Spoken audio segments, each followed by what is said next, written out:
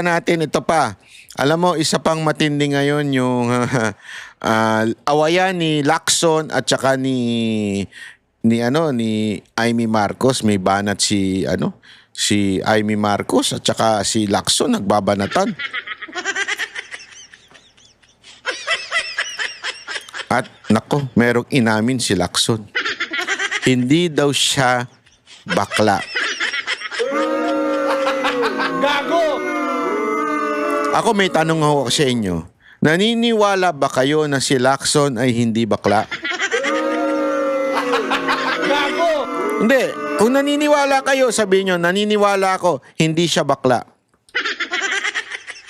O, hindi totoo yan, bakla siya. I-comment nyo dyan, ha? Again, there is nothing wrong for being gay. Linawin natin yan, ha? There is nothing wrong na maging bakla.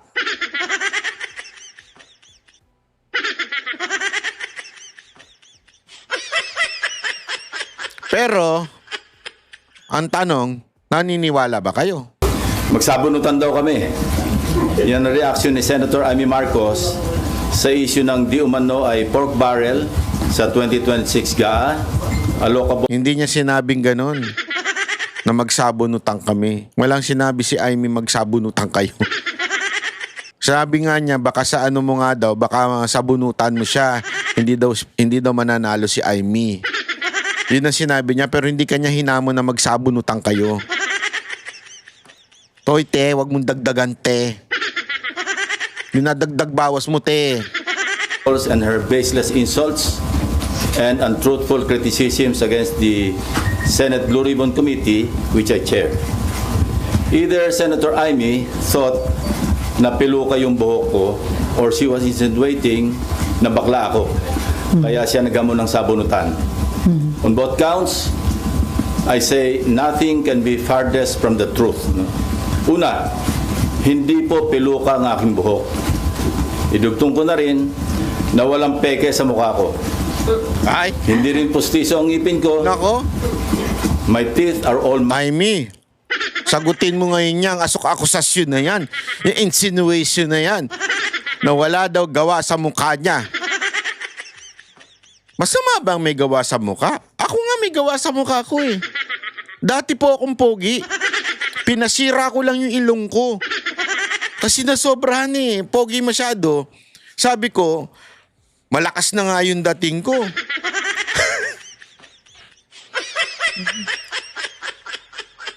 Sayo na ang pogi. Di ba? So, okay na eh. Sabi ko nun, ayoko ng ganito, pogi. Kaya papasira ko ilong ko. Yung pinasira ko ilong ko. Kaya pangit na tayo ngayon. Di ba?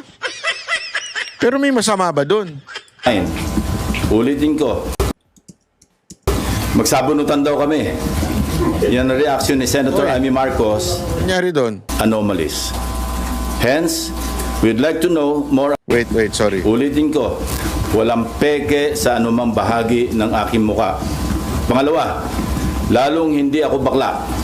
Oh! At kung iniisip ni Senator Amy na bakla ako, wala siyang maaaring makita. Naniniwala ba kayo na hindi siya bakla?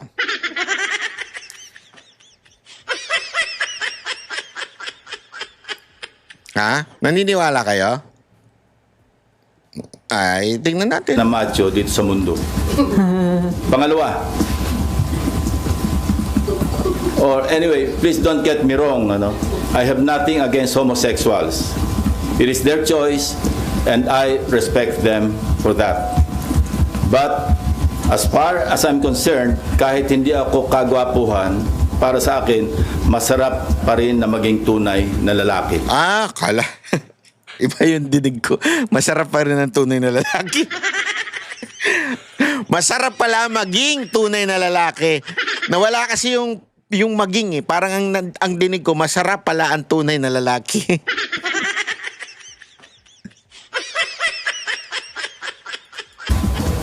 At tulad ni na Tito Soto at Gringo Hunasan, macho din po ako.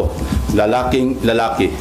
Akala ko, tulad din po ni Hunasan at saka ni Tito Soto, yun din po ang gusto ko. Hindi, yun ang dinig ko kasi. Pero hindi siya bakla. Huwag kayong ganun. Nilinaw niya na, hindi siya bakla. Pero yun kasi yung parang ewan ko, ako lang ba? O kayo din, yun din ang pagkadinig ninyo na parang si Soto at saka si Honasa ng parang mga tipo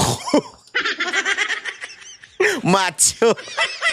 Parang ganun yung pagkadinig ko pero hindi ganun ang statement niya ha. Period. End of discussion. On Monday, January 19, we will resume the Blue Ribbon Committee hearings to further clarify some issues surrounding the flood control anomalies. Hence, we'd like to know more about the so-called Cabral files. Not necessarily from Congressman Leandro Leviste, although he is most welcome to attend and participate in the hearing. In fact, we're also sending an invitation to the Speaker of the House of Representatives. But we prefer to get it from the original and official source itself, the DPWH, Department of Public Works and Highways. In this regard, we are issuing a subpoena duces tecum to Secretary Vince Dizon with the end in view of consolidating all the files, including but not limited to what the late Undersecretary Cabral left before she died, and which are confirmed to be in the possession of the department and which the Blue Ribbon Committee needs to further enhance our inquiry and investigation. Nag-usap na kami ni Secretary Vince tungkol dito last Monday at kung ano-ano mga files at dokumento ang kailangan namin. In relation to this, I received reliable information that former DPWH Secretary Manuel Bonoan deliberately submitted to Malacanang incorrect grid coordinates of... Ito yung statement ni Aimee tungkol doon sa sabunutan. Wala naman siyang paghahamon. Sabi niya, medyo nakakatawa siya. Di niya alam na lahat yung I-wish list na binigay sa DPWH Central Office. Pinaliwanag natin yung kagabi. Clueless ba siya na kaming mga oposisyon, lahat, FLR, for late release, kaya ni isa dyan, walang naibigay. Zero kaming lahat. Nila Bongo, Bato at Robin. Parang masyadong gigil itong si Senator Ping sa akin. Baka makipagsabunutan. Sure akong talo ako dyan. So sinasabi niya, mukhang gigil daw sa kanya si Lacson at baka makipagsabunutan sa kanya. Talo siya kung ganun. Dito pa lang, makikita nyo na si Lacson magaling mag-twist ng words. Hindi ko kinakampihan si Aimee. Alam nyo na ayoko sa mga Marcos kahit kay Aimee Marcos. Pero dito pa lang nakikita nyo na tinitwist ni Lacson yung sinabi ni Aimee na makipagsabunutan. Hindi siya hinamon ng sabunutan. Hindi niya sinabing sasabunutan kita. Bakit mo binabago yung kwento? At wala naman siya sinasabing bakla ka.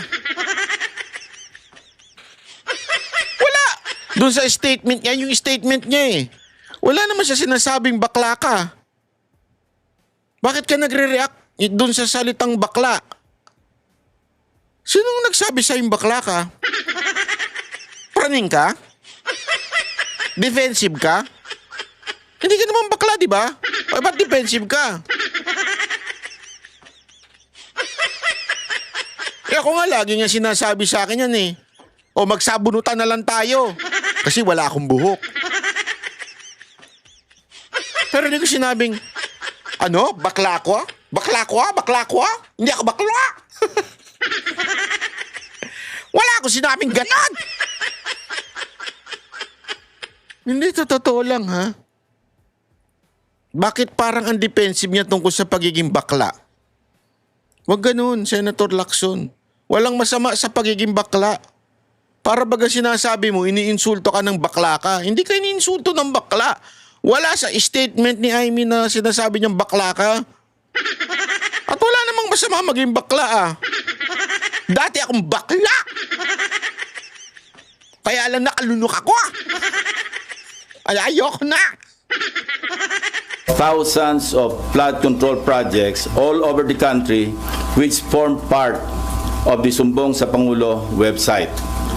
This resulted in grossly inaccurate data involving some 421 ghost projects on previously inspected flood control projects earlier reported to the public by the said department, and which they are now trying to rectify. Basta yan yung sagot niya. At ang sagot naman ni Aimee, okay? Ito ang sagot ni Aimee, ha? Yan ang sagot ni Aimee. Ang sabi niya, hindi ko naman sinabing bakla siya. Gago! Pero napakababaw palaga ng kahulugan niya sa kung anong ibig sabihin ng tunay na lalaki. Walang masama sa pagiging bakla at ganun din sa pagpapa-enhance ng kahit ano pa para sa sarili mo. Ito matinding pitik, sabi nga. Desisyon ng tao kung gusto niya magpagawa ng kahit ano sa sarili niya. Desisyon niya yon. Desisyon niya rin kung gusto niya sirain ang muka, pangalan at dignidad niya. Parang mahirap intindihin. Pero ito, pitik. Parehas siyang natatanong ng magkano. Ibig sabihin, sa desisyon mong magpagawa ng muka, magkano ginagastos mo dyan? Magkano ba ang damage? Di ba? Yan ang lagi sinasabi, di ba? Pagka ikaw magbibigay ka doon sa isang traffic enforcer o doon tumulong sa yung pulis, sabihin mo, magkano ba yung abala ko sa iyo? Magkano ba yung abala ko sa iyo? Magkano ba yung damage natin diyan? Yeah? Yun eh. So sa desisyon ng pagpapagawa daw ng muka, magkano? Yun yung una niyang tanang. Kasi parehas eh. Ano yung pangalawa? Sa desisyon niyang sirain ang ng muka, pangalan at dignidad niya, magkano?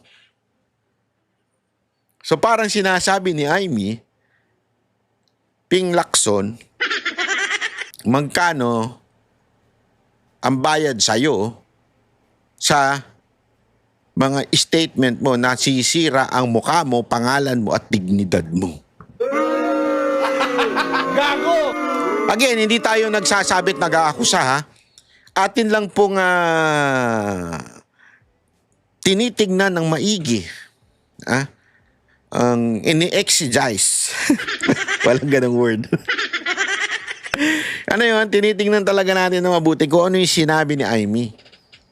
Magkano magpagawa ng muka na sa sarili? At magkano yung mga prinsipyo mo na kung saan nasisira mukha mo, pangalan at dignidad? Patay tayo dyan. Kasi ayan mukha, pangalan at dignidad niya. Sino yung niya? Si Soto ba yun? Hindi. Si Hunasan ba yun? Hindi. Sino kausap niyo dito?